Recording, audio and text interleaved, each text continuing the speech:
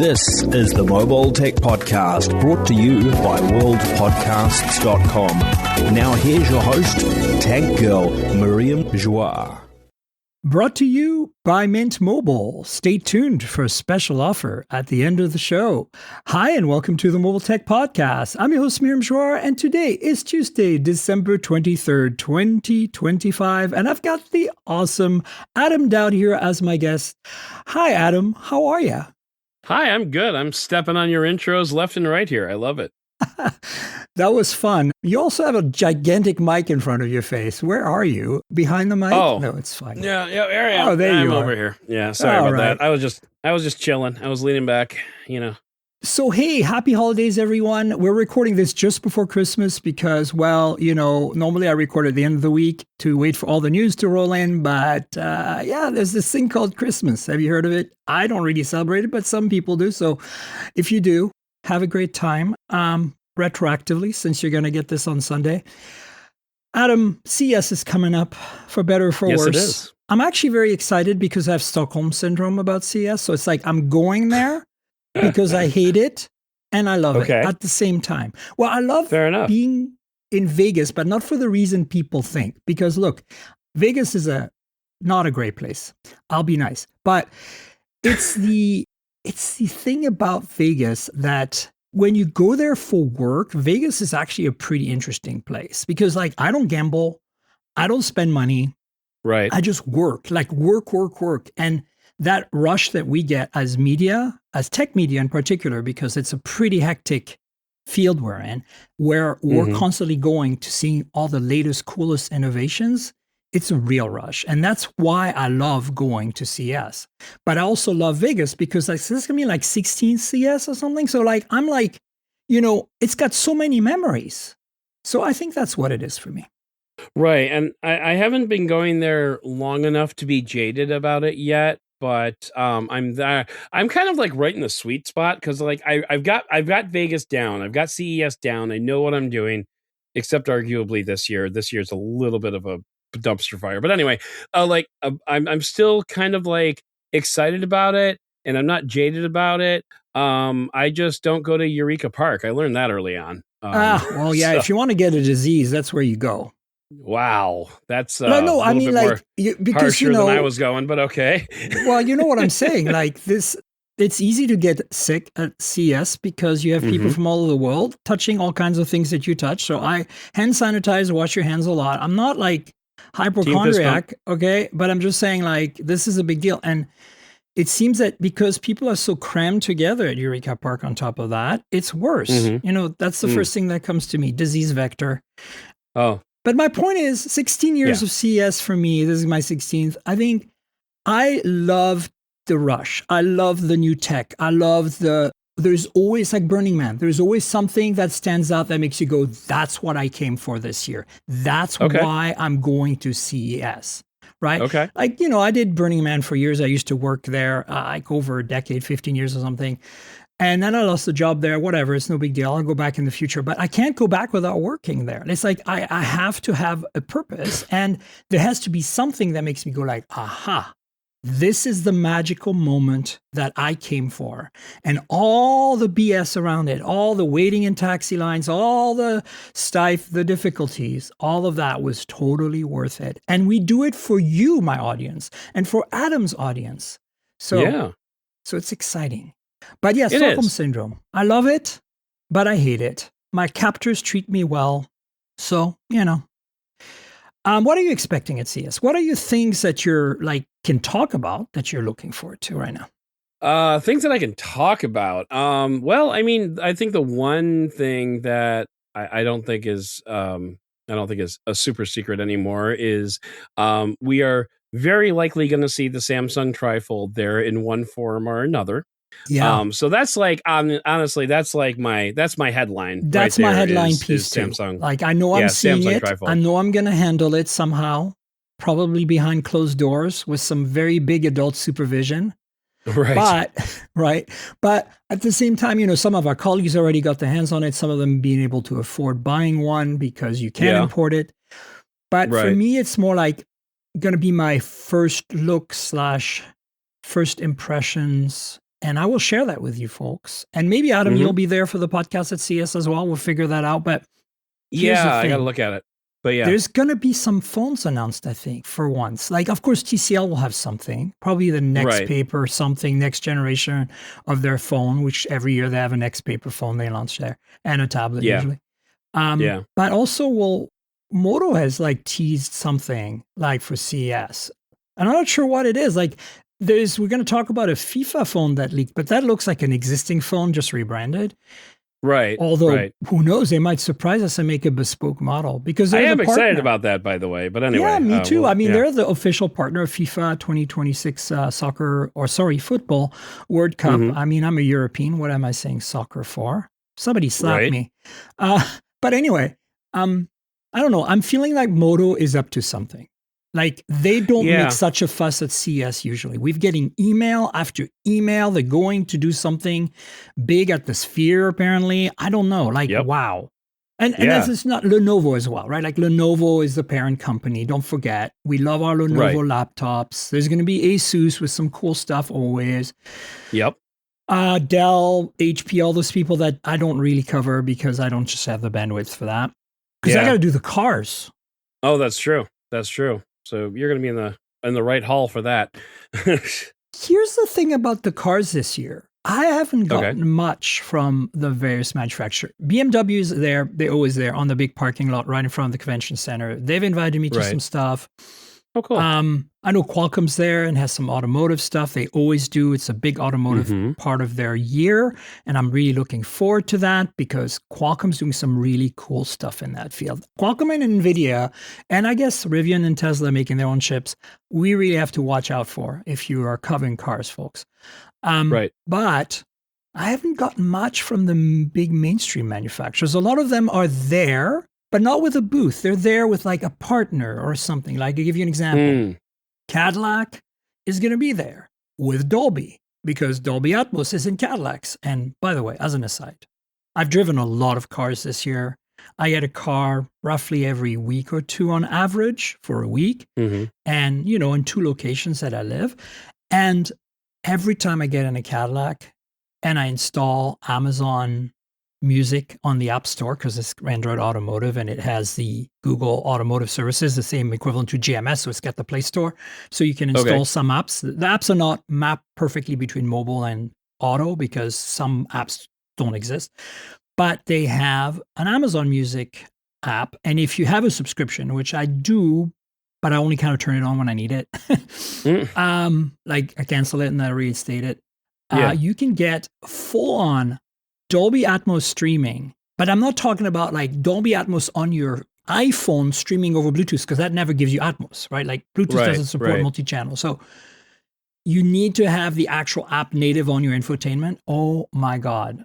Really? Like, it is unbelievably good. It's like, I can't leave the car. I stop the car, I park, and I listen to 3 more songs while I'm parked. It's just so incredible.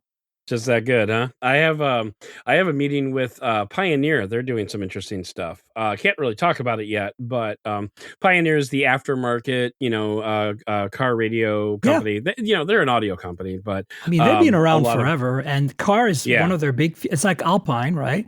They've been around doing car stuff for a long time. By the way, Alpine, in case you didn't know, in the audio world, their non-car brand is TIAC. You've probably heard of TIAC. TIAC for years made really great cassette and reel-to-reel tape recorders. Of course, now they do all the other stuff, but they're more like studio-grade equipment, not like audiophile. So their car division is Alpine. Pioneer car stuff. Great. I can't wait to find out what that's about because here's the thing. Everything we cover these days, right, Adam, you'll agree, has some tech in it now.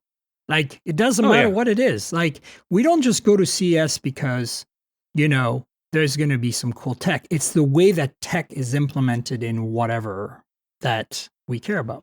So, yeah, exactly. So what else am I looking forward to CES? Well, there's going to be some parties and events and cocktail hours. Those are always nice to wind down at the end of the day. To be frank, the 3 media-only events that we go to, Unveiled, PepCom, and Showstoppers, are these basically, imagine a gigantic banquet hall with these little booths with these smaller manufacturers of equipment. Some of them are not that small. They're basically peddling their goods and showing off the latest stuff they have. That is what those three are for. And honestly, I get a ton of mileage there. Unlike you, I don't write that much at CES. It's mostly about the podcast and doing social media reels every day. I try every day. It's hard. Yeah. But it's, sure, there's some articles that are coming out of that for me, but it's not like don't need to hit every single one. For me, it's just a matter of walking up and down, spending a bit of time with my friends and colleagues because, we catch up. We haven't seen each other. Some of them come from all over the world. But also oh my God, look at this cool little gadget. What did you see that's cool here? Oh, this bike that does XYZ. Or, oh, this battery pack. That's crazy. Or, I saw a Pokemon that bounced on, a little spring-loaded motor thing and tells you what the weather temperature is outside. The cool stuff. Yeah, I mean, the thing that I like about the showcases, the Unveiled and the PepCom is, CES is a trade show, so it's very much geared towards trades. It's very much geared towards Walmart walking around to an electronics store and say, I want 10,000 of your thing, that kind of stuff. But PepCom, Unveiled, and stuff like that, since they're media focused, they're much more consumer focused, which I think is a better fit for journalists like you and me who are just interested. We're not necessarily interested in like B2B type stuff. And like when you're walking around the show on CES, you can walk past, 10 booths that are all B2B stuff. And then like you could easily miss like a consumer focused thing because you just kind of tune it out by that point. Yeah. But plus you get distracted by all the big booths like the LGs and the Samsungs that are and the Sonys that are just like OMG. And the other thing is there's also a ton of cool stuff at Eureka, but again, danger zone, and it's they're addressing both the media and those Walmart sellers at Eureka Park. Right. And so half the time they don't know who you are and maybe your tag's backwards. They don't see your media and they start giving you the sales pitch. You're like, stop. Hang on, flip. There you go. I see this is cool. Tell me about it. So I've stopped. You're right. Eureka, no more Eureka. I mean, the thing about Eureka Park is it's big ideas in Eureka Park, but 99% of it is never going to see the light of day. And so that's always been my experience with Eureka Park. I think so. And then the other thing is, even when I was doing consulting more and I was trying to get on clients that I would advise on how to launch their products, I would go to Eureka Park and then I would never really find anything that was ready. It's like, right.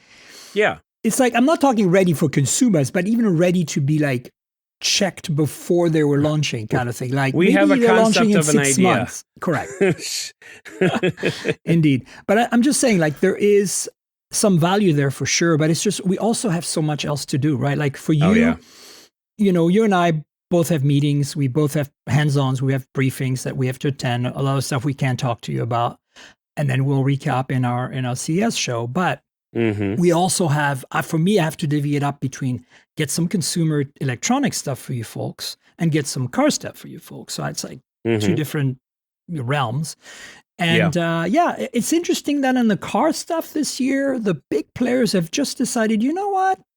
This is an expense we're trying to avoid. And I think there's also, I hate to say this, but let's be real, our regime has really messed things up in terms of tariffs and in terms of travel for people. And I think that there's a lot of people who don't want to take the chance to run into issues at the border coming into the country because they're not Americans. Right. And so, or even those that are, green card holders or whatever, immigrants. And so that's putting a damper on things. And I think that's also why, especially the German car makers are like, no. Nine. Nope. Kind and dunk. And I think, we're going to see some stuff, but I feel like a lot more is going to be the partners that are US based companies or Canadian, like QNX and, like Qualcomm. I think we're going to see more of, demos in small booths, like I said about Cadillac, right? Yeah. With Dolby Atmos. I wouldn't say Dolby is a small booth, but I think that they're not the size of LG and Samsung, right? That's kind of what I'm getting Very to. few are, though, fortunately. Well, But those are a showcase to me more than like I don't actually go to these booths to do hands-on with anything. I try to arrange right. meetings for that, but like walking through one of those is like part of the I love CS, but I hate CS because it's too Hmm. crowded, but at the same time it's so wonderful. Like literally the word wonder. Like it's Yeah. wow, right? Yeah. Especially LG, they always nail it somehow. I don't know what they do to make it happen. Yeah. Budgets, they have them. They've got some brilliant minds working behind the scenes, building their booths year after year. I would imagine I would imagine building an LG booth is probably like an 18-month design process from start to Boy, finish. yeah. And then the other thing is talking about LG makes me want to have an LG phone again.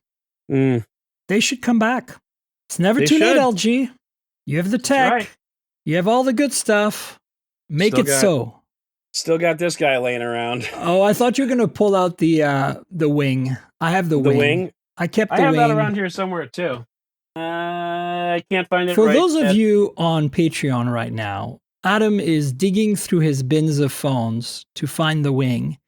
There's a Patreon. You can support me there. Patreon.com/TankGirl, TNKGRL.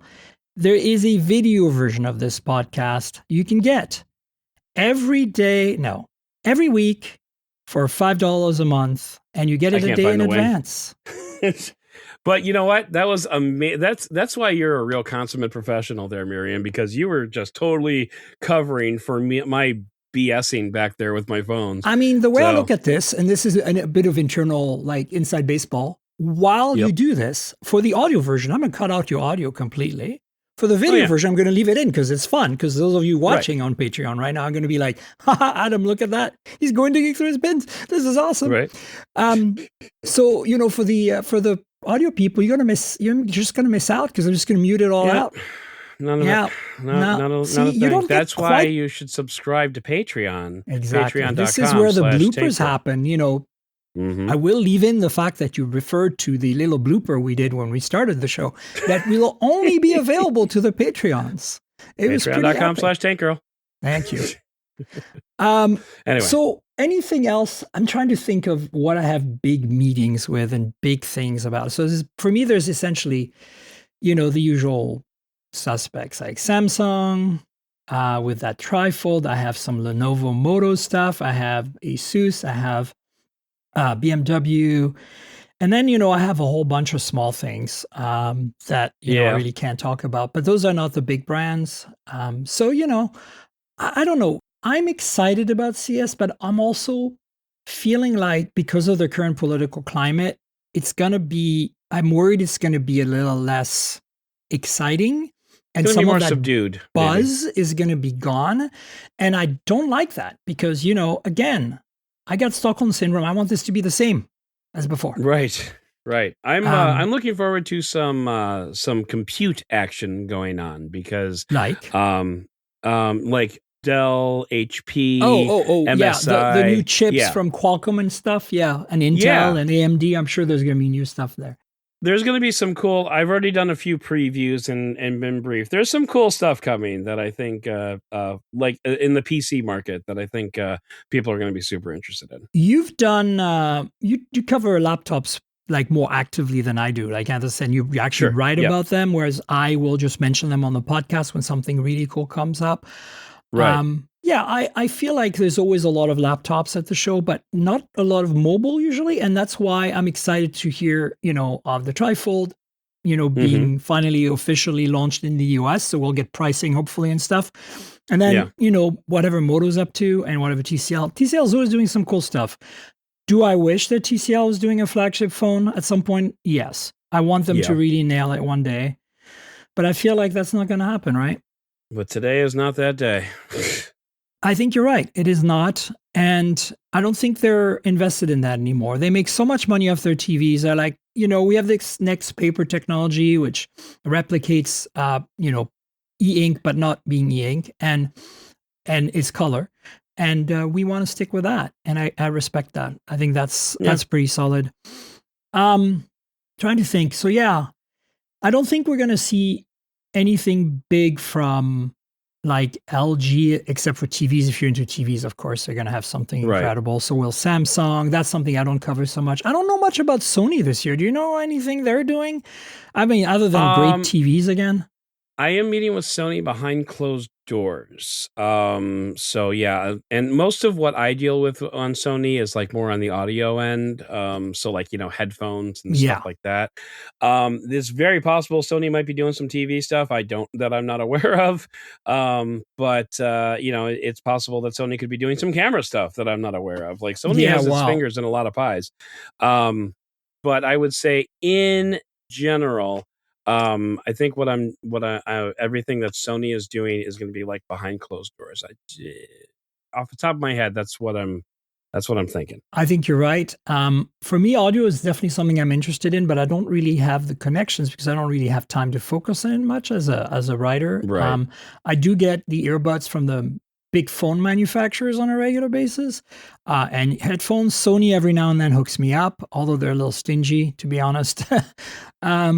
But I feel like, I'd love to like dive deeper into the ODZs and the other brands that make really like the Marshalls and the, all the other cool brands that do audio stuff that I would enjoy and like. But that's again another domain to add to my pie. And I'm, like you, we're one, right? Right. We're one person at CES. We can't duplicate ourselves. I have the help from my producer Theo as well. They're going to be there. But, we can't really split because like I'm the need to see the stuff and they're kind of helping with content. So right. You're by yourself completely, which is even worse. Although you're probably going with some of your colleagues from some of your pubs. I know I'm kind of teaming up with some of my colleagues from some of our pubs for some things like the trifold. So yeah, So this is actually CES. Again, inside baseball. This is a first for me because I'm not going to CES with Slash Gear specifically. I'm actually going as a freelancer. Oh, for your first time. Cool. Yeah. So I'm totally a free agent. I'm probably going to be writing pieces for at least 4 different publications while I'm there. I've lined up a bunch of work ahead of time because I don't have the backing of a publication. I'm not looking forward to my Uber bill. Because normally I'd be like, oh, I'll just expense it. Yeah, I can't expense it this time. So I'm not looking forward to my Uber bill. But beyond that, like I'm actually kind of a little excited, but also a little nervous. Like, it would be nice to have a publication behind me, but I'm also, I could just go do and see what I want, which is also pretty cool. Yeah, for sure. For me, it's a bit of both. I mean, I'm obviously going as the Mobile Tech Podcast, but there is a few writing gigs I've got lined up that are related to my time at CES. Most of them are happening like after the show, like assignments that I need to complete when the show is over. Okay. So it's not too bad during the show. I think the only thing I might have to write up during the show is the trifold, and that's definitely a big one. Yeah, it is. I mean, the way I look at the trifold, macro view pulling back, it's a Z Fold 7 with an extra panel. That's it. Yeah. Like spec-wise, that's it. That's all you have to it. But of course, that extra panel changes everything. So it really does. That's the focus. Like, I'm not going to focus on the specs that much. It's like, yeah. Yeah, I wrote about the trifold for Techlicious, and I said, I think this is the foldable that I've been waiting for. Like, this is the form factor that I've really wanted, because like the square honestly has never done much for me. Like it's great. I always take a book style foldable to CES and other trade shows because I have my schedule laid out in a spreadsheet and it's a lot easier to see more stuff on that larger screen. But at the same time, like it hasn't really been useful beyond that. And I'm looking for a phone that I can literally unfold into like a monitor and set up like a laptop, basically. That has been my yardstick, and I haven't gotten that up until now, and that's why I'm very excited about this phone. That is something I need to experiment with because Android tablets in the past haven't done it for me. So I'm worried that once I do set up the trifold as a workstation, like in the press room or something, I'm going to get frustrated because I'm not on a laptop. I don't have I get that. The pickup truck. I get that. Backing me up here, and so the analogy that Steve Jobs did, the laptop is a pickup truck. But I find that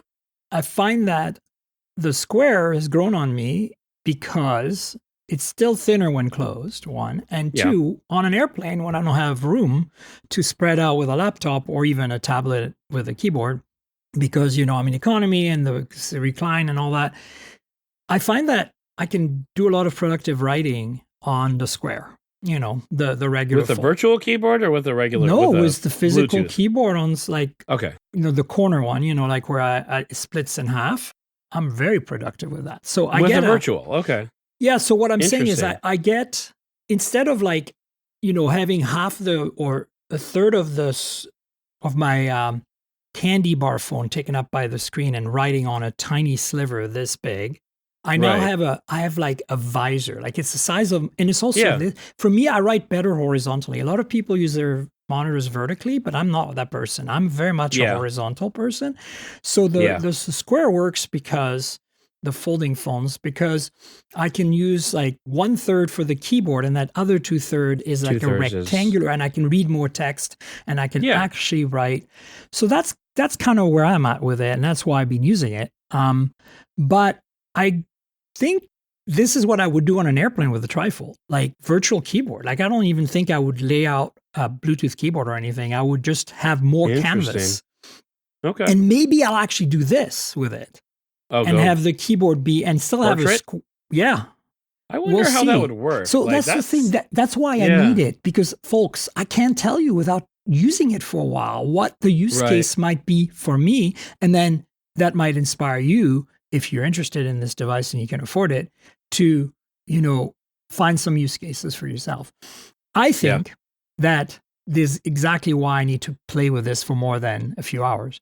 But there will be an attempt for me to go to the coffee shop, put this thing on a stand with a Bluetooth keyboard and a mouse and see what I can get done, or trackpad. There are some very compact Bluetooth keyboards out there. I have a really old one, the Stowaway Bluetooth keyboard from 2005. It's the first of its kind.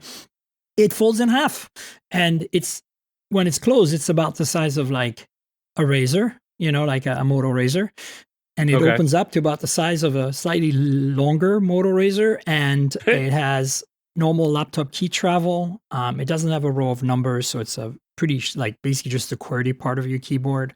Interesting. The space bar is split in half because that's where the hinge is, but it's essentially two space bars, but they're close enough that you can hit either side and you get space. It's a pretty cool thing for a 20-year-old piece of hardware, and I found it in my bin of old things, and it still works like a charm. Of course, I removed the 2 AAA batteries that were inside a long time ago because I was smart when I stored it. Yeah. And so I put new batteries in, and it was as happy as a clam. And I paired it with the OnePlus Pad Go 2, because why doesn't that thing have a keyboard, Folio?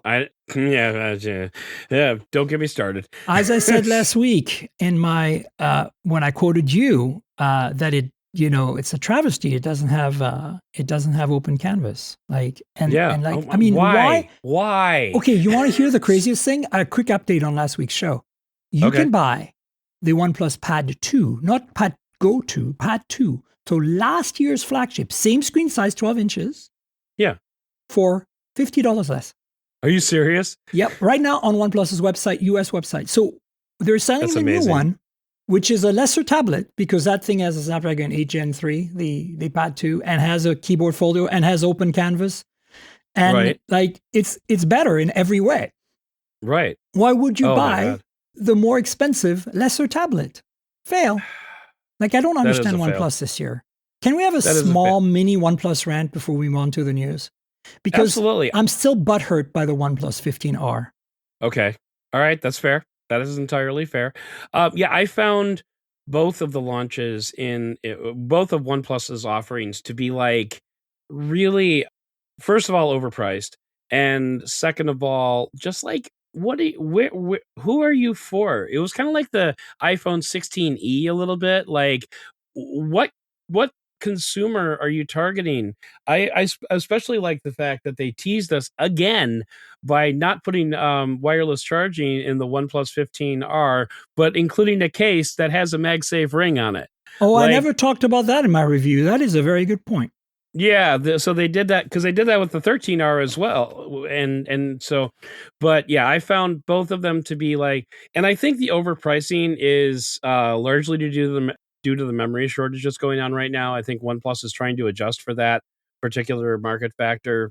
Yeah, okay, fine, but yeah, I think the OnePlus Go Pad 2 Go Pad Go 2 You got it. whatever. That was the last Okay, thing. Yep. okay. That is like too big to be a reading tablet. The speakers are too crappy for it to be a consumer tablet or a movie Content watching tablet. consumption. Yeah. And so it's just like, and it doesn't have a keyboard, so it's not a productivity tablet. So, why is this tablet? I guess is the question Well, especially that when you you're need to ask. selling your last year's flagship for $50 less. Right. Right. So, I didn't mean to cut off your OnePlus rant with my own little OnePlus rant. No, but this is by all why means. we're both ranting. It's good. No, my Okay. rant was very simple. You'll repeat it last week. As you said, I think you nailed it just now. I do not understand who OnePlus is targeting with these two devices. Yeah. In fact, I do not understand who they're targeting with the 15. I mean, I do understand it better because it's their flagship, but it is not a well-balanced phone, the 15. It is a great phone, no doubt, but it's not the best phone they've made. The best phone they've made is the 13, and I stick with that. Arguably. And usually the best phone they make is it's this current year, or the current model. And in this case, I feel like if performance is the only thing that matters to you, the 15 will reward you now that they fixed the thermal issues and the software updates, by the way. But the cameras are still disappointing.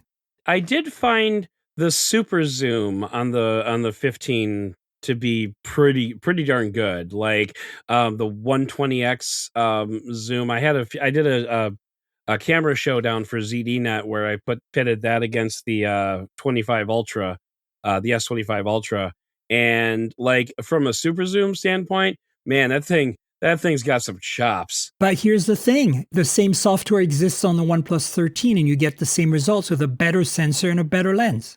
Arguably, yeah. So you actually get better quality. And better tuning because you have remember, the Hasselblad partnership. The 13 has received 3 or 4 software updates and they keep improving it. So maybe they won't now. But, I don't know. Anyway, that's my rant. I think that the 15R is an even harder sell. I thought that last year with the 13R, they were like, okay, we're getting close to flagship. We're like, we still have a telephoto in there. It doesn't have OIS, but it does help.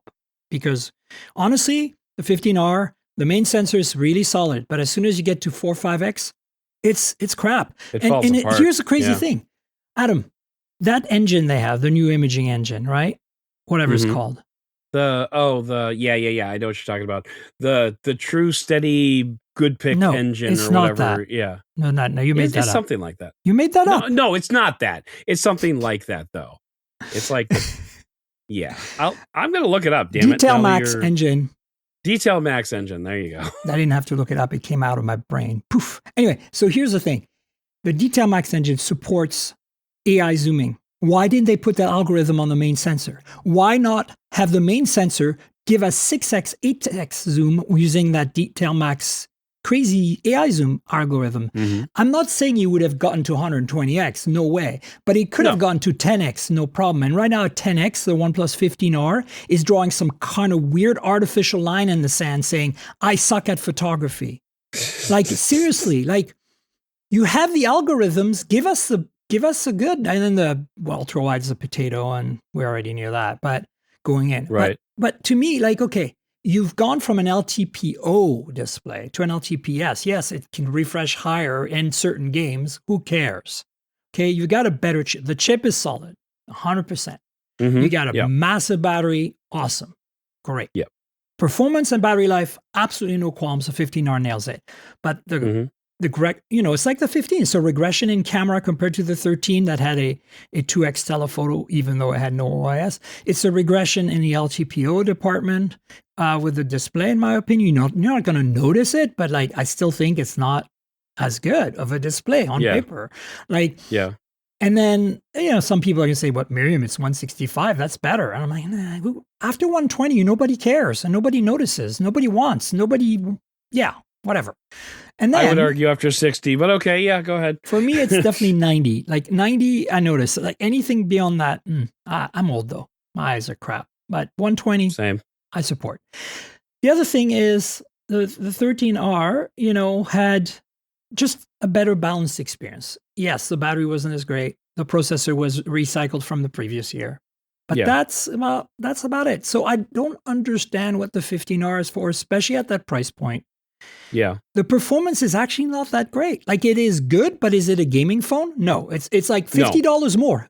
$50 more buys you a Red Magic 11 Pro in the US with 5G support and warranty and everything. And yes, the software is crap, but if you're playing games, if you're looking at getting a 15R because you want a game, the GPU on that Elite chip is significantly better. And that's where you want to be at. So absolutely. 11 and Pro from Red Magic. triggers. And the triggers and the fan and the liquid cooling, the actual real liquid cooling. Yeah. So I don't get the 15R. I still don't get it. I've had it for 3 weeks. I reviewed it for 2. I am still somehow annoyed with this phone. Every time I look at it. 3 weeks. I reviewed it for 2, and it's been in a drawer for 1. Yeah, it's been in a drawer for 1. But you're right about the one thing I didn't mention, and you did bring up, the magnetic ring in the case that doesn't let you wirelessly charge. Right. I mean, I appreciate it because I can still use, MagSafe accessories with it, like my wallet, but it's still a little irksome. Let's talk about some news. Some news. Okay, so we've got, it's Tuesday. Normally I record at the end of the week, so, you might not get as many news this week, folks. But there's some interesting little tidbits here. So the Realme 16 Pro Plus camera specs have officially been divulged. Now, this is a phone I discussed last week, and I've got a review unit coming, so stay tuned. Okay. There is an embargo, so I won't talk about what I know so far, but what is publicly, officially announced is this camera system, which is, the 16 Pro and 16 Pro Plus are like the numbered series from Realme, and it's always been a mid-range phone in terms of like specs, but it's always been a camera-centric mid-range phone. So it's always had imaging on its mind. Think of it as like a Realme GT8 Pro, like this year's GT8 Pro with amazing camera system, but without all the flagship stuff, like the wireless charging and the metal frame and the Snapdragon 8 and the, super awesome display. So this will have like a nice AMOLED, LTPS, 1080p panel, probably maybe a 1.5K panel, who knows. But it'll have like some kind of mid-level chip. Think, MediaTek Dimensity 7000 series or like a Snapdragon 7 Gen series of some kind. Yeah, that's something. Plastic frame, but it's thin. It's gonna have a massive battery, probably 7,000-ish milliamp hour, because every Realme phone this year, pretty much that I've received, has a massive 7,000 milliamp hour battery. So that is expected. It'll have fast charging, something above 60 watt. But it's the cameras. Look at that, dude! A 200 megapixel main sensor and a 3.5x periscope telephoto, both with OIS. That's what's coming to us. Right. That is definitely not something you typically see on a mid-range on phone. A $350 to $400 phone, like India pricing. That's pretty amazing. And of course, you're going to get a potato 8 megapixel ultra wide, but it doesn't matter. At that point, I'll live with that. As I said, the 15R has that same potato 8 megapixel camera. Even my Fine N5 folding phone has an 8 megapixel potato ultra wide. And it's good enough because the image processing, it's sad. The image processing is actually pretty decent on these phones. So, but in low light, night is where it falls apart. The small potato 8 megapixel ultra wide. But the rest, it's interesting. The 200 megapixel main sensor seems overkill to me because you have a 3.5x telephoto taking over at 3.5. So, but it might help. It might help get some more detail because it can do pixel binning 4:1 as well as 16:1. So there's that. We'll see. I think this is very interesting, and it's definitely some part spinning on the part of Realme, Oppo, OnePlus here. But yeah, definitely. I'm excited about this. Did you ever played with these phones? Do you dig it? It has been it's been a minute since I've played with anything like Realme or even anything overseas. Just because, going back to I'm one person, I don't get to, Right. and most of the outlets that I write for are far more interested in the US Same. centric phones. Same. That's why the But podcast is a great vehicle for me to talk about this stuff for you guys. right, right. That being said, like I think it was Prakar who said a few years ago, he said, if somebody asked me in the US what a good phone is, I could tell them, here's what's good about Apple, here's what's good about Samsung, here's what's good about Google. If you ask me that same question in India, I need to open up about a dozen browser tabs and, take about 2 hours of my life to go through like all the different options that you can buy at different budgets and different price points overseas, which is a wonderful problem to have.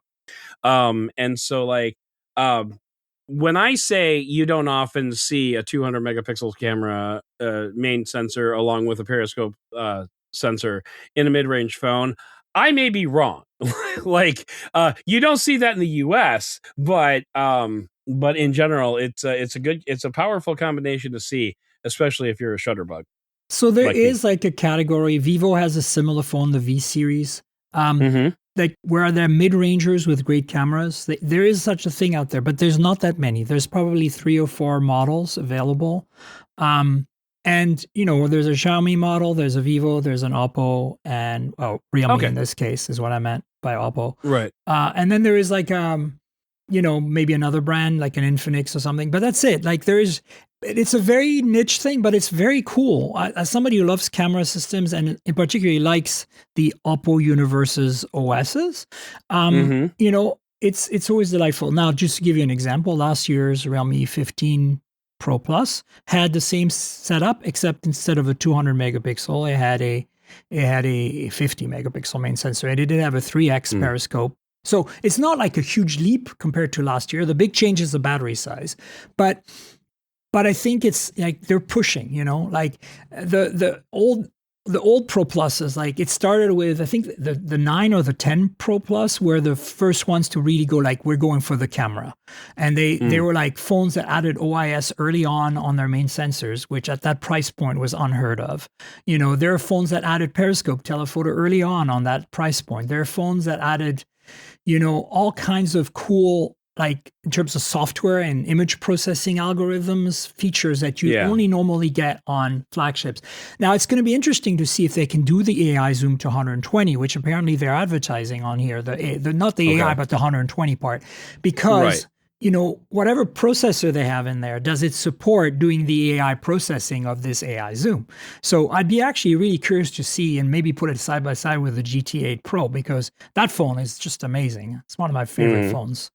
I didn't mention it in my top 5 last week, but it's up there. It's up there. Yeah. I mean, when it comes to like 200 megapixel cameras and periscopes, I kind of like what Xiaomi did last year with the 15 Ultra, where they actually put the 200 megapixel sensor behind the periscope lens itself.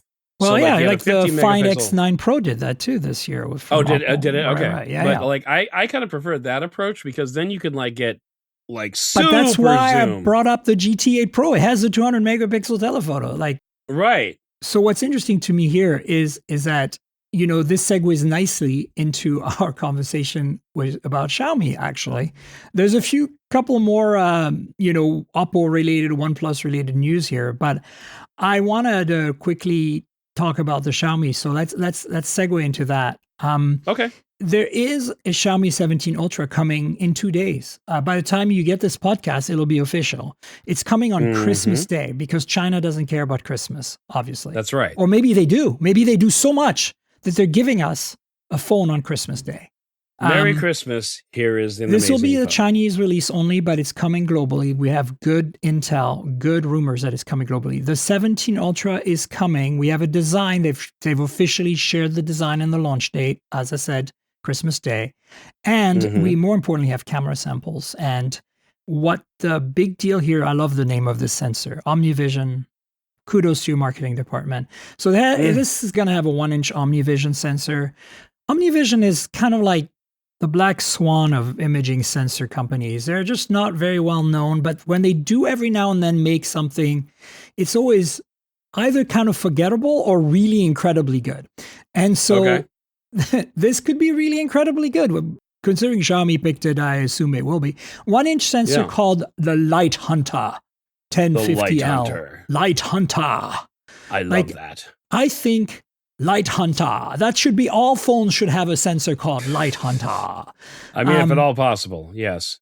So this is supposed to have an incredible, first of all, f1.67 aperture, Leica optics, of course. It's a 50 megapixel main sensor, 1-inch. It's got massive pixels, and it supposedly uses a new technology called lateral overflow integration capacitor. That sounds like the flux capacitor in Back to the Future.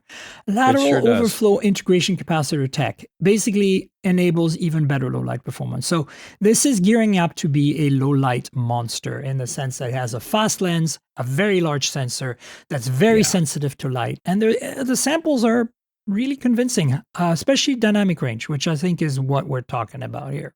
What are your thoughts on these samples? My my ultra fave obviously has to be the dude in the Firestorm, where he's like I don't know if he's like summoning a fire.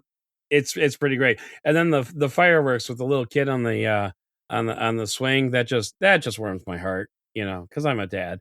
So I would love to have a photo like that of my children's is. But yeah, these all look very cool.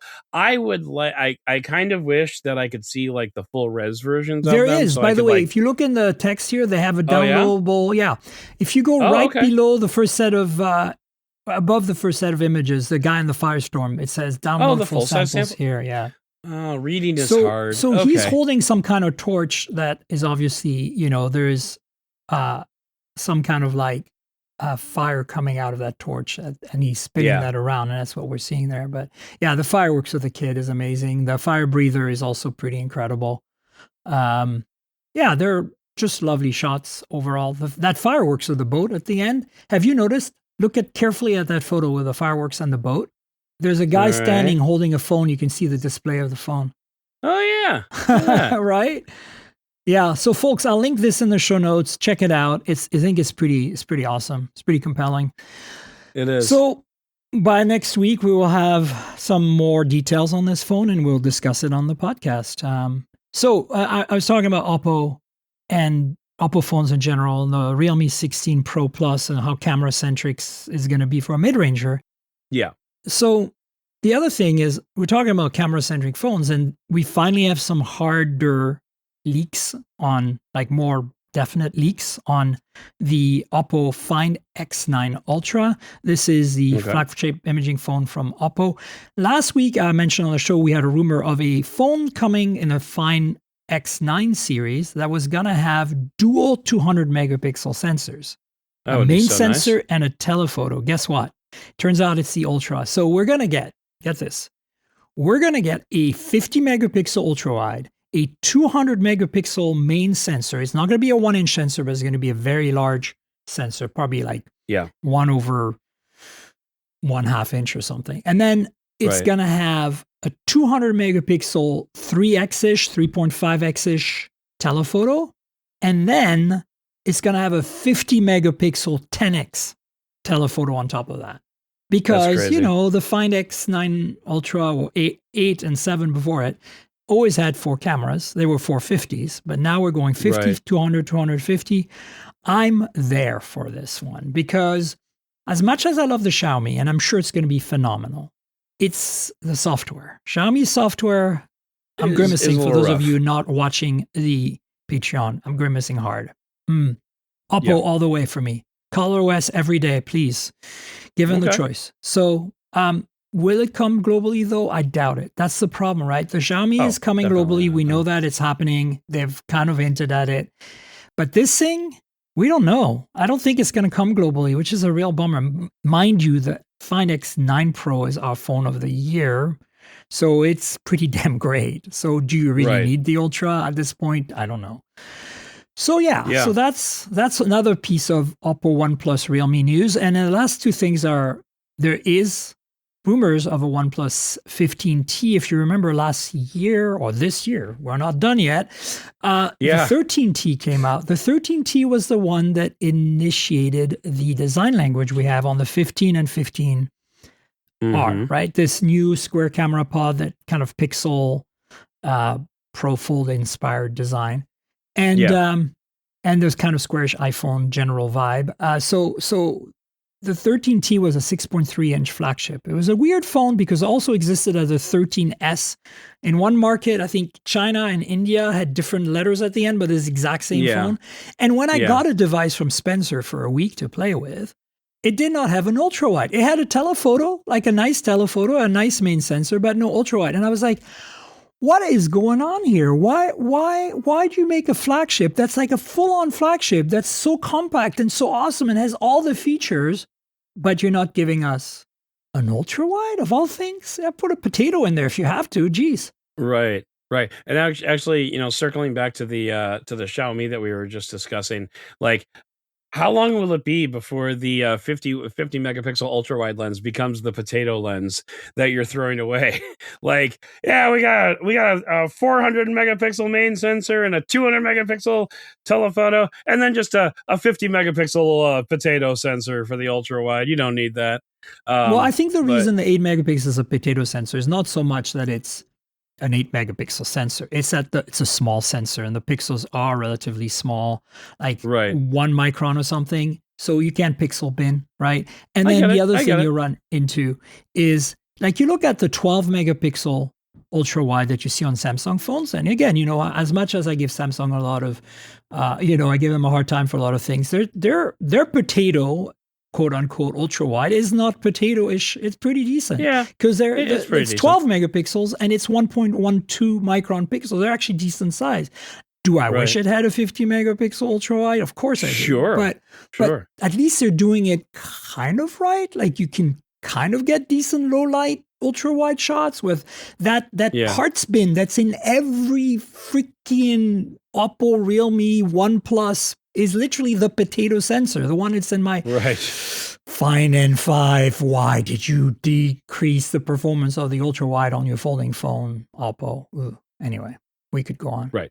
Anyway, we could, but we won't. So 15T is coming, replacing the 13T. Hopefully with a potato ultra wide or an ultra wide, at least. We won't get this in North America. It's coming probably to China and India. But, those of you who are adventurous enough and want that phone might be able to get it. So keep your ears out on that. And then there's a whole turbo line. Here's the thing that I want, ranting again. You will agree with this. Yes. OnePlus, what are you doing? Okay, you are making products that are, we don't know who they're for, in your main line of products, like 15, 15R. Then you're diversifying, you're doing what LG and who else stopped making phones? HTC did that killed them. You're making all these models that nobody needs. All these variants and all these different SKUs that nobody's asking for. You have the Nord line in Europe. You have the Ace line in China. Now you're adding a turbo line. Now we're not going to see these phones. It doesn't matter to us here. But can you please focus? Focus. Look at my eyes. Focus. Make phones that matter. The OnePlus 13 was a good phone. You could have stepped forward from there, but no, you decided to do something a bit weird. Ranting. Yeah. So anyway. But yeah, the one thing that I think is very interesting about this phone, a 9,000 milliamp hour battery. Like, you are quickly approaching the point where you can't take this on planes. I said that on the podcast last week. I predicted that we're going to be at 10,000 in 2027, roughly, as a normal battery size for mid-range phones, at least, and possibly some flagships. Maybe overseas, but I don't think you're going to get. Well, we're getting 7,400 on the 15R. That was something that started in China earlier this year. We're getting in North America now, so I think it's possible. It'll be Chinese only, but it's about. Here's the thing, right? Last week I mentioned the Honor Power 2 that has a 10,080 milliamp hour battery. The Honor Power 1, the original, came out earlier this year or last year, I can't remember, with 8,000 something. We now have a 9000 on this OnePlus Turbo. By the way, the OnePlus Turbo, the leaks so far show that it looks exactly like a OnePlus 15R design-wise, but with a bigger battery and a lesser processor. And like a higher resolution Snapdragon screen. 8S Gen 4 or something. Something Yeah, but it's also 4. 165 hertz again. Like they're obsessed with that right now. But They here's really the other are. thing. You know about this, that the 15R has a twin in China called the OnePlus Ace 6T. Right. And that's the exact same phone, except for two things. Okay. It has an 8,300 milliamp hour battery in the same chassis. So Okay. almost at 9,000. And it has a 16 megapixel selfie camera instead of the 32. And that's it. Those are the only differences. Oh, it has faster charging. I think it goes up to 120. But whatever. The Right. point I'm making is that it is a little weird that they have this plethora of phones here. Like, this doesn't make sense. You're diversifying too much, OnePlus. Like, I think just focus. Like, last year's 13R was the Ace 5 in China. Right. Now there's an Ace 6 and an Ace 6T, and the 15R is the 6T, but there's also an Ace 6, which has an 8 Elite, not Gen 5. Like, yeah, it's a little goofy. Look, I love OnePlus, and that's why I'm annoyed, because I'm like, I don't want them to get to a point where they're not financially doing okay because they're diversifying, and then they're pulling out of the US market. Right. Yeah, you definitely don't They're want to see the that. only thing we have left that's a proper Chinese brand with all the proper Chinese goodness, like big batteries, fast charging. That we can plug get in the box. Yeah, that we can get in North America. So, and by the way, the plug in the box is gone from the OnePlus devices in Europe, as you know. So, because it's the law there, that, but right? okay. They decided that they're not going to give people chargers anymore, which I think for this particular use case is silly. But hey, that's just me. Okay, calm down. There's one last thing on the list. We kind of touched on it already, and that's the FIFA phone, the Razer Edition FIFA phone that leaked. And that's something we'll see at CES, I guess, maybe. But yeah, possibly. Are you okay? Two choices here. It could be a normal Razer that's been adapted, right, with a fancy color scheme and skin. Which, knowing Moto and all the Swarovski, it's almost Pantone, certainly what it is. But what if? What if this foldable they've been teasing for CES is a new Razer, bespokely made for FIFA, that's kind of like a hybridized, part spin-ized version of the three Razers we know and love? I mean, I suppose that's possible. What I'm excited about, specifically regarding the Razer, is the fact that Motorola is partnering up with FIFA to begin with, because, not a huge thing. I mean, you know what? We can probably circle back to my point if you want to finish up on. No, I'm done. That's all I had to say. Okay. Like, there's a FIFA phone. I don't know if it's a new Razer or an old Razer. Right. Carry on. Motorola has been very smart with its partnerships in terms of advertising and in terms of sports, because I'm a baseball fan. I see Motorola logos all over the place in a lot of different baseball stadiums, and partnering up with FIFA is just in my world, it's brilliant, because FIFA is like the largest football organization in the world, and it has probably billions with a B followers behind it. So like getting a foldable phone in front of that kind of an audience is just a remarkable achievement. And I'm very happy for Motorola for doing that, because I love Motorola phones. I mean, let's face it. If there's a team sport that is bigger than anything else in the world, of any team sport, it is football, aka soccer, FIFA, right? So being the official phone person, whatever, phone company, phone manufacturer, phone partner for FIFA is like, you have won all the things. You are at the top of your game. Like, but pardon the pun. But not even that. Like, look at all the Chinese phones that come out with, branded versions of their phones. I had the Realme Iron Man phone around this time last year. Stuff like that. Iron Man is cute. FIFA is a major, and like people that are really obsessed with FIFA, which is like, most people are going to, if Iron Man is going to draw people to buy a phone, FIFA is going to drive millions of people to buy phones. And then who knows? specifically It FIFA could also branded. be a limited edition that's only given to the FIFA attendees as a prize, or to that could be. the soccer players, the football players, like Samsung does with the Olympics editions, right? That's true. So That's we true. don't really know, is this going to be a publicly available device for sale?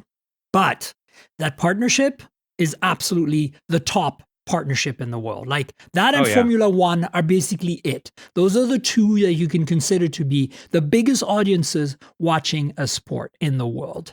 Like, Right. as North Americans, because I'm in Vancouver, Canada right now, and I split my time, and as you being in Chicago, we are not like baseball, even hockey or American football is not a big deal in the great Right. scheme of the world compared to, or NASCAR is not a great deal compared to, say, Formula One or FIFA. Mm-hmm. And that's, Lenovo had just won here. Like Moto is winning. If you want to know, like, how big a deal a Motorola partnership with FIFA is, imagine if every time you took a drink of water, a little voice in your ear said, "Brought to you by Motorola." I mean, that's like really the only way that you could get a bigger audience than partnering with FIFA. But in the meantime, brought to you by Motorola. Like that's really the only way that you could get a bigger sponsorship. So for those of you not kudos. watching on Patreon, Adam took a sip of water, hence the brought to you by Motorola. Listen, let's wrap up. This is a good time because we're losing our minds now. So yes, we are. We're going a little crazy. Tell the audience where they can find you on the internet, your social media handles, and where we can find your writing and stuff. Oh my God. You can find my writing everywhere. So, and actually, this is good. I have a document written up so that I can not miss anything. So I'm Dead Technology on Threads and on Instagram. Benefit of the Dowd on YouTube. That's a benefit of the DOUD, spelled like my last name. That's a YouTube channel that I run with my partner, Cliff. And then as far as my writing is concerned, I freelance with SlashGear, ZDNet, CNET, Mashable, otherwise known as the Ziff Davis Trilogy, Techlicious, Gear Diary. I'm getting a byline at Tech Radar pretty soon. So like pretty much anywhere where the check clears. I'm a mercenary. I will write anything for anybody as long as the price is right. And then if you want to hear about freelancing, if you want to learn more about freelancing specifically in this industry and get a little bit of inside baseball, you can follow me on LinkedIn, where it's just, linkedin.com/whatever, Adam Dowd. You can follow me there, and I write about freelancing like once or twice a week on LinkedIn as well. So that is me on the internet as I exist. Yes, and folks, go check out Adam's work, follow him on social. His LinkedIn is very insightful for those of you who are freelancers, even if you're not freelancing in the media. So check it all out. You know where to find me on the internet. I'm at Tankgirl, that's TNKGRL, just like the comic book. Drop all the vowels, you get my handle almost everywhere. I'm mostly active on Blue Sky and Insta and Threads, but you'll find me most places. TikTok, add 69 at the end because I'm a joker, and it's also my year of birth. And I couldn't get my handle because whoever has my handle, I'm looking at you. So TikTok, check it out. Also, the podcast is at mobiletechpodcast.com, and that's where the RSS feed is. That's where it propagates to every other platform. So I'm obviously on all of them: Apple, Spotify, Google, YouTube Music specifically, and more. So check it out. Subscribe if it's your first time here, etc. You know the drill. YouTube is at youtube.com/mobiletechpodcast. You get some occasional videos there, hands-ons, reviews and unboxing and stuff like that. So expect something for the trifold, hopefully at CES. And so you know how YouTube works. Like, subscribe, tell your friends, click the bell, comment, all that good stuff. The usual. And then finally, there is my Patreon, patreon.com/Tankgirl. That's patreon.com/TNKGRL. As I said earlier, right now the thing is easy. You can get a video version of this podcast every week, a day in advance for $5 a month. It's a pretty good deal. So hopefully if you want to support me and see us in video and see us a little before the public audio version, and oh boy, Adam's making silly faces. See, this is worth it. Right now you want to pay, right? Is. So the point is also there's bloopers. Sometimes I go overtime and I'll I'll leave extra content in there. So consider supporting me on Patreon, patreon.com/TNKGRL. And finally, I want to thank our sponsor, Mint Mobile. You know I review a lot of phones, so I'm constantly juggling multiple devices. While that's fun, it also means I'm spending a lot of money for wireless service on multiple SIMs. Thankfully, there's Mint Mobile, and that's who I'm teaming up with for today's podcast. If you want to save money on your wireless service, switch to Mint Mobile. You've probably seen the Mint Mobile ads featuring Ryan Reynolds, but let me quickly tell you how fantastic their service is, especially for tech-savvy early adopters like us. Mint Mobile offers premium wireless for as low as $15 a month, and you don't have to sacrifice any coverage, speed, or data. They're built on the nation's largest 5G network. They keep costs low because they sell direct to you online. They cut out the retail stores and salespeople. Why should you pay more than you have to for access to the same network? In my experience testing phones, Mint Mobile delivers the same data speeds and call quality as the big three for a fraction of the cost. Switching to Mint is super easy. Thanks to their eSIMs, you can sign up and activate immediately right on your phone from the comfort of your home. No more standing around waiting in line at a big wireless store. You can keep your current devices and phone number and easily switch services. And if your phone isn't eSIM compatible, Mint will ship you a new SIM card free of charge. The whole process only takes 15 minutes, and if you get stuck, Mint has a great customer service team to get you through it. All Mint Mobile plans include unlimited nationwide talk and text, plus lightning-fast 5G and free mobile hotspot. Mint will show you how much data you use each month and recommend plans that save you money. Mint also offers a modern family plan that lets you set up a super affordable family plan with as little as 2 lines. Use my link, mintmobile.com/mobiletech, to get premium wireless starting at $15 a month. Stop paying more than you need on your wireless bill and start saving big with Mint Mobile. And Adam, thanks for being my guest on the show yet again. I really appreciate you coming on, especially just in the holidays where everybody's so busy. Thanks for having me. And you know, it was no problem for me to come on. This is my first day off, like, for the rest of the year. I'm not working for the rest of the year. And when I say I'm not working, it means I'm going to be working less hard than usual. Yeah, I relate to that. Yeah. So yes, folks, stay tuned. I'll have Adam on again in the future. We'll have another podcast next week. I'll go over all the Xiaomi stuff. We'll also talk about some EVs, recap the year a little bit on that front. So stay tuned for that. And until then, cheers, everybody. This has been the Mobile Tech Podcast with Tank Girl, proudly presented by worldpodcasts.com. You can visit us online at mobiletechpodcast.com.